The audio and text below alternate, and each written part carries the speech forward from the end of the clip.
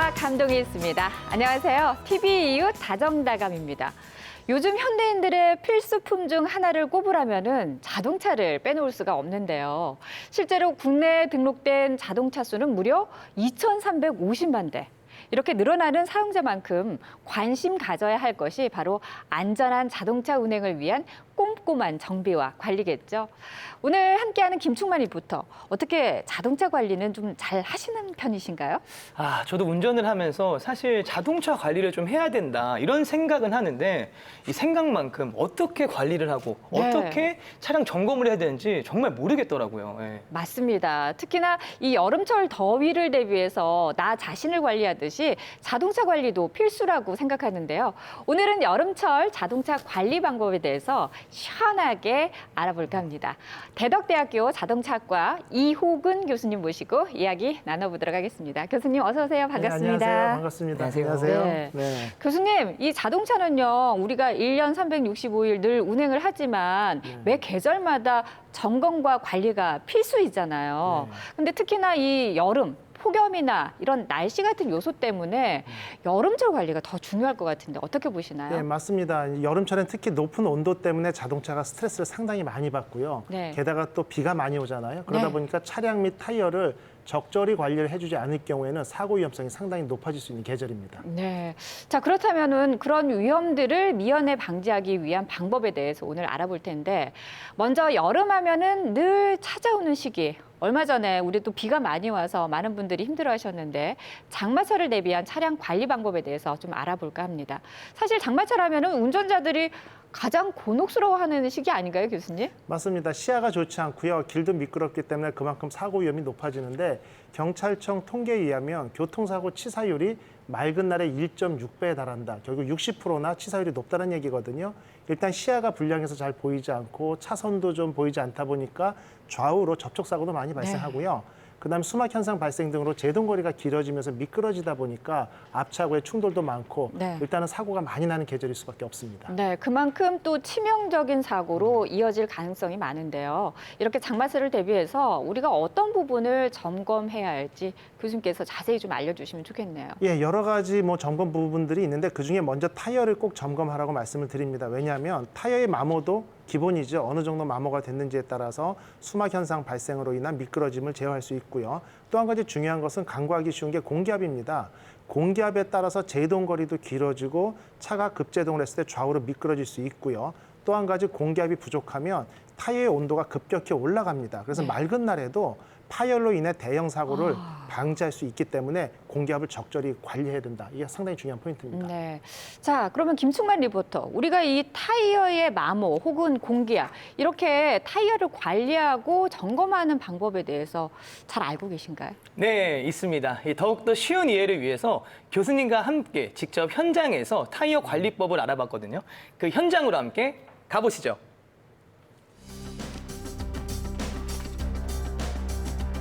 여름만 되면 찾아오는 장마철, 그리고 한꺼번에 많은 비가 내리는 집중호우 때 주의해야 할 것은 바로 빗길 교통사고. 이때 꼭 점검해야 할 것은 바로 타이어입니다. 여름철 도로 위 안전을 지키기 위한 타이어 관리법, 지금부터 알아볼까요? 자세한 방법을 알아보기 위해 교수님이 계신 학교로 찾아갔습니다. 네, 교수님. 저는 사실 차량의 정비를 받는 거는 못이나 앞전이 제 차에 껴서 구멍이 났을 때만 사실 정비를 받으러 갔거든요. 아니 그런데 장마철 때는 타이어 점검을 받아야 된다. 도대체 어떻게 해야 되는 거죠? 고속도로에서 운전자 부주의가 아닌 차량 결함 사고로 인한 사망 사고 63%가 타이어 관련이고요. 특히 여름철에는 타이어에 트레드가 있죠. 홈이. 그 홈으로 물이 빠지게 되어 있는데 그게 얕게 마모가 많이 돼 있을 경우에는 수막 현상으로 스케이트 타듯이 쭉 미끄러지면서 대형 사고가 유발되거든요. 그래서 여름철, 장마철 장거리 휴가 전에는 타이어 점검 반드시 해야 됩니다. 점검사항 첫 번째, 타이어의 마모도를 확인해야 합니다. 보통 마모 상태는 이 홈의 깊이를 말하거든요. 재보면 측정자를 이용해서 깊이를 재볼까요? 7mm, 6.8에서 7mm 정도 나오거든요. 처음에 타이어가 출시됐을 때가 7.23mm 정도니까 이건 거의 새 타이어에 가깝다 이렇게 볼 수 있습니다. 그럼 이 트레드 깊이가 왜 이렇게 중요한지를 설명을 드리면 우리가 F1 경주 같은 마른 노면에서의 경주용 차량들 보면 이게 플랫합니다. 전체가 까맣죠. 홈이 없어요. 그래야 그립력, 제동력이 최대 면적을 확보하면서 최대 성능을 내거든요. 근데 비가 오면 타이어가 살짝 뜨면서 수막 현상으로 쫙 미끄러지니까 배수를 시켜줘야겠죠. 그래서 물이 빠져나가라고 이렇게 홈을 파준 겁니다. 이게 마모가 돼서 닳아가지고 편편해지면 그걸로 물이 빠져나가지 못하고 물이 밑에 고여있게 되겠죠. 그럼 타이어가 큰 압력에 의해서 살짝 뜨게 되고 그립력, 제동력이 떨어지면서 미끄러지고 대형 사고를 유발하겠죠. 그래서 이 홈 깊이를 관리하는 게 중요한 겁니다. 아니 근데 교수님 저는 차량을 운전하는 사람이지만 이런 도구를 가지고 다니질 않아서 평소에는 마모된 상황을 어떻게 체크해야 되죠? 카센터나 타이어 전문 매장에 가면 트레드 뎁스 재는 도구들이 따로 있습니다. 그런데 평소에 가지고 다니지 않는데 어느 날 보니까 마모가 많이 된 것 같다. 불안하시죠? 그럼 측정하는 방법이 있습니다. 혹시 동전 있으시면 하나만 좀 주시면. 아니 지금 동전은 왜... 그 제가 가질 가지고 돌려드릴게요. 알겠습니다. 네, 네. 100원짜리가 하나 있거든요. 네네, 딱 좋습니다. 딱 100원짜리가 필요한데요. 이 100원짜리 동전 하나면 마모도를 측정할 수 있습니다. 자, 이 100원짜리 동전을 보면 이 위에 삿갓이 있죠. 네. 이 삿갓이 이 동전 끝에 경계서부터 약 이게 2mm 조금 못 되거든요. 그러니까 이걸 딱 집어넣었을 때 2mm 이상 남아있으면 이게 이렇게 푹 가려져야겠죠. 삿갓이? 그렇죠. 그럼 안전한 건데 만일에 법정 한도인 1.6mm가 남아있다 그러면 삿갓이 위로 다 드러나겠죠. 그럴 경우에는 무조건 교체된다. 그래서 100원짜리 동전으로 본인 타이어의 트레드 마모율을 측정할 수 있습니다. 네, 교수님께 아까 가르침을 받은 대로 제가 직접 제 차에다가 마모 상태가 어느 정도 됐는지 한번 확인해 보겠습니다. 보이십니까? 그래도 이 정도면 교수님의 가르침에 의하면 아직은 올 여름은 안전하게 탈 수 있을 것 같습니다. 두 번째로는 공기압을 점검해야 합니다. 아니 지금 공기압 상태가 어느 정도지? 이 정도면 충분한가?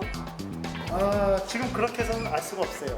아니 이렇게 보통 밟아서 확인하지 않나요, 교수님? 타이어 공기압은 적정 공기압보다 최대 30% 빠졌을 때까지 테스트 결과는 눈으로 구분이 불가능하고 차체 무게로 눌리기 때문에 우리가 발로 밟아보는 타이어 윗부분은 늘 빵빵하거든요. 그래서 구분이 잘 안 가는데 그게 구분이 갈 정도로 좀 물렁물렁하다는 느낌이 날 정도 30% 이상 빠졌다는 얘기는 실제 타이어가 고속으로 운전하면서 펑 터지는 고속 내구 성능의 안전도가 24% 감소하는 그런 경우만 체크되기 때문에 상당히 위험한 상태라고 할 수 있습니다.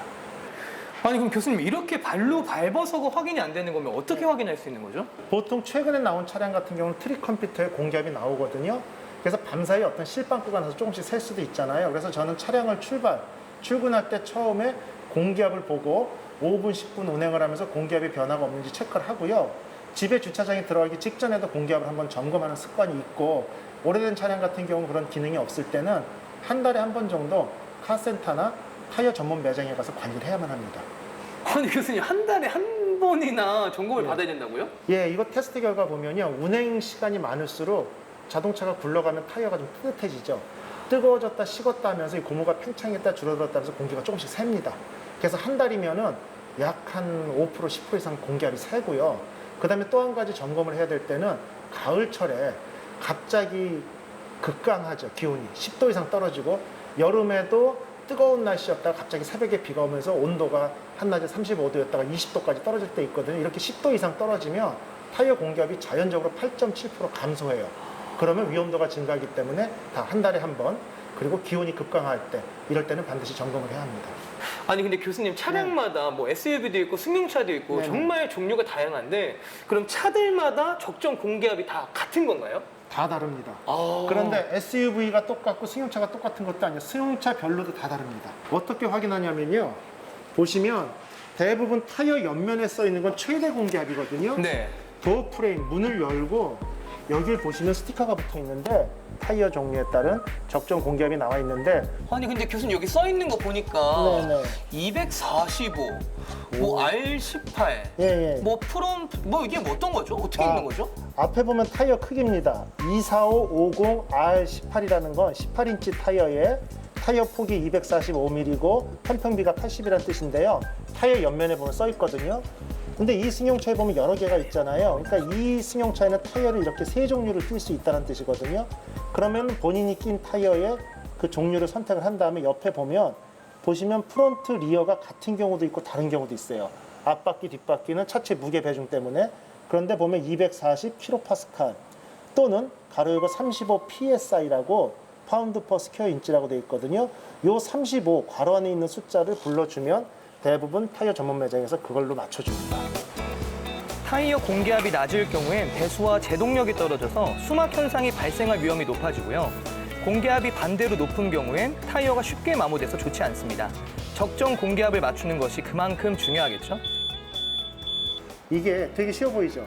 근데 중요한 게 적정 공기압을 넣는 것만큼 타이어를 연구한 사람들 입장에서 어려운 게 없어요. 왜냐하면 타이어의 공기압을 넣는 적정 공기압을 넣는 기준은 타이어가 완전히 이렇게 식었을 때 차갑죠.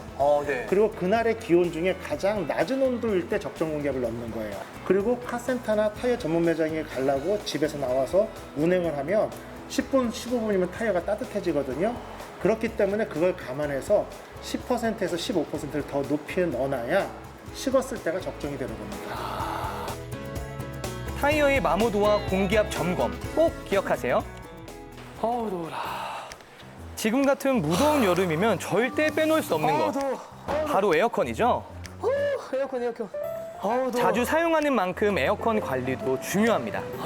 살 것 같다. 제대로 관리하지 못했다가는 세균의 온상이 돼버리니까요. 조심하십시오. 무슨 냄새 이거? 냄새. 교수님 너무 냄새 많이 나요. 이 여름철에 시동을 켜고 에어컨을 가동하면 바로 이렇게 행주 썩은 냄새 같은 거 나는 경우 있죠? 네. 이거는 결국 곰팡이균인데 곰팡이는 온도와 습도하고 관계가 있죠. 온도는 우리가 조절할 수 없지만 습도는 조절할 수 있어요. 뭐냐면 운행을 하다가 저 같은 경우는 아파트 정문에 들어갈 때 에어컨 버튼을 끕니다. 에어컨 버튼을 끄고 팬만 돌립니다. 그럼 이렇게 선풍기처럼 바람만 돌려주다 보면 이 전체 통로가 건조가 하면서 말라지게 되기 때문에 곰팡이가 번식을 안 하거든요. 그런 관리 요령이 상당히 중요합니다. 그런데 이미 이게 관리가 안 돼가지고 곰팡이 냄새가 나기 시작하면은 이거는 방법이 없이 필터 교체해줘야 되거든요. 근데 교수님 에어컨 필터가 도대체 어디 있는 거죠? 저 아무리 찾아도 못 찾겠는데? 자, 이게 멀리 있는 게 아니고요. 조수석 앞에 있는 글로브 박스 안에 있습니다. 조수석 사물함이라고도 하죠. 이 안에서 나사 한두 개만 끌려면 쉽게 교체할 수 있습니다. 이 나사만 빼면 이게 밑으로 뚝 떨어져요. 여기에 정면에 마개가 있고요. 그걸 딱 까닥 소리가 나게 떨어지면은 바로 필터를 뺄 수 있습니다. 에어컨 필터 교체하는 방법 정말 간단하죠? 필터의 권장 교체 주기는 6개월 혹은 주행거리 기준으로 10,000km마다 교체해주는 것이 가장 적당합니다.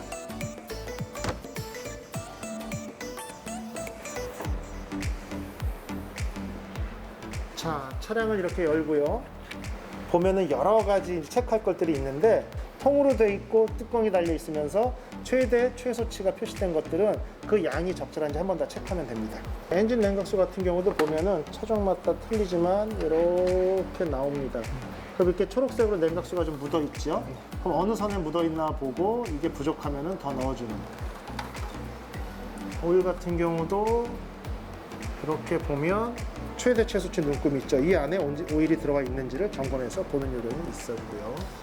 저 같은 경우는 가장 늘 곤란한 게 워시액이에요. 장마철에 상당히 많이 사용하거든요. 그러다 보니까 시야 확보를 위해서 안전운전에 중요하기 때문에 이 워시액통이 상당히 깊습니다. 그래서 워시액 같은 경우 보통 1.8리터짜리 이런 걸로 휴가 전에 채워주시고 가득 차면 닫아서 아니면 여분의 워시액 하나 정도는 트렁크에 넣고 다니는 요령이 필요합니다. 그리고 외부로 노출된 각종 벨트들을 확인하는 것도 중요한데요. 벨트에 갈라짐은 없는지, 장력은 괜찮은지 손으로 눌러서 꼭 확인해 줍니다.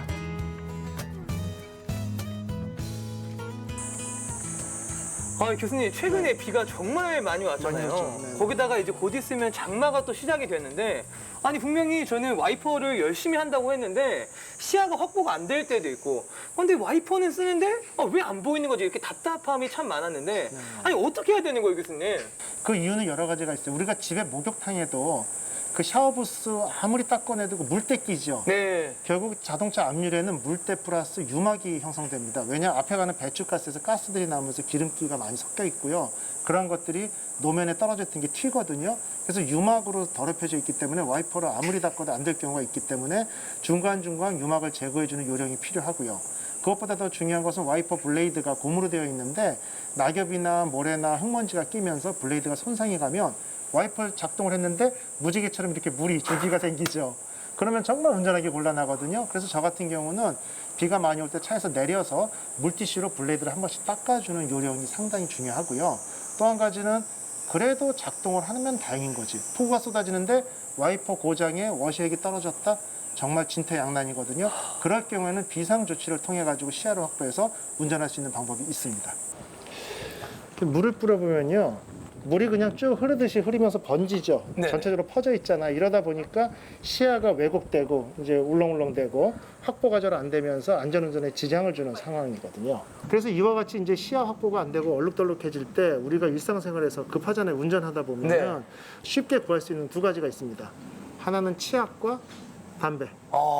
예, 치약 같은 경우는 연마제가 들어있기 때문에 이걸 가지고 마른 걸레를 물에 한번 적셔가지고 짠 다음에 닦아주면은 여기는 유막 같은 게 싹 제거돼가지고 물결 같은 게 없이 시야 확보가 잘 되고요. 또 니코틴 성분 같은 경우는 이게 기름기라고 비슷하거든요. 그래서 발수 효과가 나면서 특히 사이드미러 같은 데 발라주면은 비가 많이 올 때 물방울 맺힘이 없어지면서 시야 확보가 잘 됩니다. 자, 치약과 담배로 유막을 제거한 후에 물을 뿌려보면요. 와, 보세요. 물이 또르르 흘러내리는 거 보이시나요?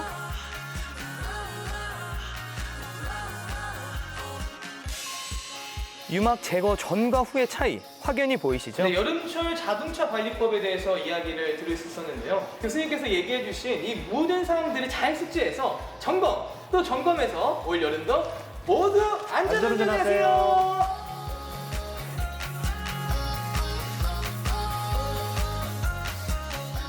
잘 봤습니다. 저같이 자동차를 모르는 잘 모신 사람들이 꼭 봐야 될 그런 내용이 아니었을까 싶은데요. 정말 하나하나 꼼꼼하게 혹은 우리가 평소에 생각하지도 못했던 부분까지도 정말 잘 설명해 주셔서 궁금증이 싹 해결됐습니다. 그런데 이렇게 장마철과 관련한 내용들도 쭉 점검해 주셨는데 또 그와 반대로 여름철 무더위를 대비한 점검도 꼭 필요할 것 같은데 특히 주의해야 할 것이 폭염 때문에 차량에서 가끔씩 내부에 화재가 발생한 경우도 있거든요, 교수님. 그런 경우는 어떤가요? 예, 맞습니다. 한여름 같은 경우 차량 온도가 생각보다 많이 올라가는데요. 뭐 틴틴이라고 하죠. 썬틴이 잘 돼 있을 경우는 70도 이상 올라가고요. 그렇지 않은 차량은 제가 측정한 거로는 85도도 측정이 됐었어요. 그렇게 뜨거운 경우다 보니까 최근에 보면은 이제 본닛에다 계란 후라이를 하는 이런 실험들 좀 할 정도로 손을 대면은 손에 화상을 입을 정도로 뜨겁습니다. 그만큼 내 외부가 뜨거운 상황이기 때문에 우리가 편하게 생각하는 가연성 물질들, 인화성 물질을 차 안에 두면은 화재 위험으로 연결될 수 있어요. 네. 하다못해 라이터, 특히 최근에 라이터 같은 경우는 라이터 떨어져서 담배를 못 필까 봐 이렇게 큰 라이터들 있죠, 대형. 그런 것들은 정말 어떤 사람의 부상을 입을 정도로 큰 폭발을 일으킬 수 있고요. 또 한 가지 쉽게 들 수 있는 캔 음료, 네. 콜라 같은 경우도 85도씨의 온도에 오랜 시간 노출되면은 팽창하면서 터지는 경우 있거든요. 물론 어떤 부상이나 사고 위험성이 없다 하더라도 내부가 상당히 지저분해지고 위험성이 있고요. 네. 기타 노트북이나 스마트폰 이런 어떤 배터리 같은 경우도 온도에 고온에 민감할 수 있고요. 네. 이런 경우 때문에 내부 온도가 급격히 올라가는 걸 방지하기 위해서 가능한 한 그늘에 세운다거나 지하 주차장 또는 신문지나 같은 천 같은 걸로 앞을 덮어둔다거나 그다음 도난의 위험성을 다 방지한 상황에서는 차 창문을 1cm씩 4개를 내려만 놔도 온도가 20, 30도 낮춰질 수 있기 때문에 이런 부분을 주의할 필요가 있습니다. 네. 그런데 보통 여름이면 산이나 바다로 이제 여름 네. 휴가들 많이 가시잖아요. 네. 이때 본인 차량으로 운행을 하시다 보니까 이 차량 점검이 필수일 것 같습니다. 예. 혹시 휴가철에 주의해야 할 뭐 차량 점검 방법이 있습니까? 예, 일단은 뭐 장거리 휴가를 다녀온 이후에 차량을 점검하거나 청소하는 요령도 필요한데요. 휴가지에 갔을 때 나무 진액이 많이 묻어 있는 경우가 있어요. 이게 이제 조금 전에 드린 말씀하고 좀 상충되는데 나무 그늘에 세워 놓으십시오 이런 말씀 드렸잖아요. 그렇죠. 그런데 네. 잘못돼서 벌레가 많은 나무 그늘에 세워 놓으면 진액이 떨어지는데 네. 이게 엉겨 붙어 가지고 잘 안 떨어집니다. 정말 고급 세차를 해도 떨어지지 않을 정도고 또 한 가지는 여름철 해질 무렵에 특정 나무 같은 데 보면 새들이 많이 밤에 네. 모이거든요. 그런데 새의 분비물은 산성이에요. 그래서 우리가 농담으로 자동차를 아끼는 사람들은 네. 새의 분비물이 보이면 침으로 해도 닦아야 된다 이런 얘기할 정도로 다음날 네. 세차하자 하는 순간 이게 부식이 되면서 도막이 손상이 되고 도색이 좀 안 좋아지거든요. 그래서 이런 부분들에 대해서는 상당히 좀 주의를 하셔야 되고요. 늘 생수 한 통 정도 가지고 있다 급히 닦거나 네. 그다음에 나무 진액 같은 경우는 뭐 단백질 제거제 네. 그다음에 바다 갔다 왔을 때는 하부 세차까지를 다 해서 염분을 제거해 주는 요령 필요합니다. 네, 교수님의 말씀을 들으니까요. 우리가 뭐 특정한 때뿐만 아니라 이런 네. 여름이나 장마철뿐만 아니라 365일 자동차 관리는 늘 부지런하게 해야 되겠다라는 생각이 많이 드는데, 자, 이렇게 차량 점검을 마쳤다면은요, 이번엔 운전 시 주의해야 할 점을 알아보겠습니다. 앞서서 장마철 차량 관리를 이야기를 해주셨는데, 이렇게 관리뿐만 아니라 운행 시에도 주의할 점이 많다고 들었습니다. 총면 씨. 네, 제가 상황별로 이렇게 정리를 좀 해봤는데요. 교수님께서 하나씩 좀 설명을 해주시죠. 자, 첫 번째입니다. 자, 먼저 비가 많이 내려서 도로가 미끄러울 때 어떻게 해야 되죠? 도로가 미끄러울 때 당연히 제동거리가 짧아지고 앞차고의 충돌 위험성이 높겠죠. 앞차고의 거리를 충분히 뛰고 비가 조금 와서 살짝 젖었을 때는 20% 정도 제동거리가 길어진다. 네. 폭우나 눈이 많이 쌓이면 50%까지 길어진다. 이런 염두에 두고 100m 이상 거리를 뛰고 충분히 안전운전하는 요령이 필요합니다. 네, 사실 우리가 이 눈길이라면은 타이어에 뭐 스노우 체인을 착장하거나 혹은 도로에다 염화 칼슘을 뿌려서 이 미끄러움 사고를 예방할 수 있다고 하지만, 이렇게 장마철 빗길은 좀 속수무책이라고 볼 수 있을 것 같아요. 실제로 한국교통안전공단이 실시한 실험에서 승용차가 시속 50km로 달리다가 브레이크를 밟아서 정지하기까지 걸리는 제동거리가 마른 노면에서는 9.9m였지만 젖은 노면에서는 18.1m였다고 합니다. 그만큼 이 제동거리가 1.8배 길어진 것인데요. 그만큼 감속 운전 그리고 안전거리 확보가 중요하다는 얘기인 것 같습니다. 네. 네, 다음 상황도 감속 운전이 중요할 것 같은데, 자, 비로 인해 시야 확보가 어려울 때 이 감속하는 것 외에도 혹시 주의해야 될 사항이 있습니까? 아까 영상에서 보신 것처럼 이제 사이드 미러나 앞유리, 뒷유리에 물방울이 맺히지 않도록 여러 가지 제품들을 발라주거나 확보하는 것도 중요하고요. 네. 또 한 가지 가장 중요한 건 전조등 켜는 게 생각보다 중요합니다. 네. 특히 전조등을 대낮에도 켜도 필요하고요. 비 오는 날 켜면서 본인 차량의 존재를 다른 운전자나 아니면 보행자들에게 알려주는 법도 상당히 중요하고요. 네. 그다음에 이제 와이퍼 얘기는 아까 말씀을 드렸고요. 기타 저는 운전할 때 1차선을 피합니다. 저는 조심해도 1차선에서 반대편 차선에서 물이 튀면서 갑자기 앞유리가 가려진다거나 당황할 수 있고요. 또 한 가지는 앞차선에서 갑자기 반대 차선에서 차량이 미끄러져 올 수 있는 위험성이 있기 때문에 저는 가능한 한 그 도로의 어떤 교통 상황을 봐가지고 가능한 한 네. 2차선이나 중간 차선을 운행하는 이런 요령을 갖고 있습니다. 네. 네, 그리고 이제 저도 사고가 몇 번 날 뻔했었는데, 비만 왔다 하면 도로에 크고 작은 이 무릉덩이들 때문에 이 사고가 날 뻔하는데, 네. 특히 이제 포트홀이라고 맞아요. 이 도로가 파손돼서 생기는 이 구멍 때문에 사고가 많이 일어난다고 합니다. 이 세 번째는, 자, 비가 많이 올 때, 특히 무릉덩이를 지날 때, 이럴 때는 좀 어떻게 조심을 해야 될까요? 그렇죠. 이제 말씀하신 대로 포토라고 큰 웅덩이가 있을 수 있겠죠. 전체가 이제 약간 뭐 대야 이상으로 큰데 이럴 네. 때는 물의 깊이를 모르기 때문에 가장자리로 가능한 한 피해가는 게 좋고요. 포토 같은 경우는 손바닥 한두 개의 넓이기 때문에 무시하고 지나가는 경우도 있는데요. 이게 오히려 속도를 줄이고 30km, 40km로 퉁 치고 지나갈 때 안에 있는 비드나 코드가 절상되면서 오히려 타이어 손상이 있고요. 작은 포토는 60, 70km로 휙 지나가는 게 오히려 안전하다는 연구 결과도 있습니다. 그리고 웅덩이가 좀 클 때는 가장자리로 통과하기 어려울 때 사람들 보면은 시원하게 휙 지나가고 싶어 하죠. 빠른 네. 속도로 하부 세차도 되고요. 그런데 잘 아는 도로가 아닌 경우에는 생각보다 깊을 수 있고 차량의 속도가 빨라지면 물이 앞으로 넘치면서 엔진룸으로 들어와서 엔진에 혹시 들어가게 되면 정말 수백만 원의 대형 수리비가 발생할 수 있기 때문에 기아 변속을 수동 기아일 경우 하지 않고 낮은 속도로 속도를 일정하게 유지하면서 한 번에 통과한다. 첫 번째 요령이고요. 통과한 이후에는 앞뒤에 차량이 있는지 확인한 다음에 브레이크가 분명히 젖어 있거든요. 세차한 다음에 갑자기 브레이크 밟을 때 삐익 하면서 밀릴 때 있죠. 네. 동일한 현상이 발생하면서 사고가 날 수 있습니다. 그래서 뒤에 차량이 없을 때 브레이크를 일부러 한두 번 살짝 밟아줘서 물기를 말리는 요령이 필요합니다. 네, 마지막으로 이 상황은 정말 난감한 상황인데, 이 갑자기 비가 많이 내려서 차량이 물에 잠겼을 때, 아니 이럴 때는 가만히 있기도 불안하고 막상 지나가는 차가 망가질까 봐 좀 걱정도 되거든요. 네. 글쎄 어느 정도 잠겼는지에 따라 다릅니다. 타이어 바퀴 이상 잠기지 않았다고 하면 조심스럽게 저속으로 빠져나오는 게 좋고요. 네. 전진을 하는데 점차 물이 깊어지면 후진으로 빠져나와야 되고요. 만약 차량의 어깨 높이 이상으로 물이 잠겼다라고 하면 그 상황에서 문을 도저히 열 수 없습니다. 수압 때문에. 오히려 창문을 내려놓는다든지 썬루프를 열어놓고 완전히 잠긴 다음에 안전하게 탈출하는 요령이 필요하고 시동 당연히 꺼야겠죠. 네. 그리고 차 안에 물이 차오르기 시작하면요. 목 높이까지 차오를 때까지는 체력을 아끼고 호흡을 가다듬고 있다가 나중에 유리창을 깨고 나와야지 중간에 유리를 깨고 나오면 쏟아지는 물 때문에 도저히 이길 수 없고 지치면서 사고가 더 크게 발생할 수 있습니다. 네, 알겠습니다. 자, 오늘 여름철 알아주면 좋을 차량 관리 그리고 안전 운행에 대한 다양한 지식 알아봤습니다. 또 숙지해서 올 여름도 안전하고 즐겁게 보내시길 바라겠습니다. 오늘 출연해주신 두 분 감사합니다. 네, 감사합니다. TVU 다정다감 오늘 저희가 준비한 소식은 여기까지입니다. 다음 이 시간에 다시 찾아오겠습니다. 고맙습니다.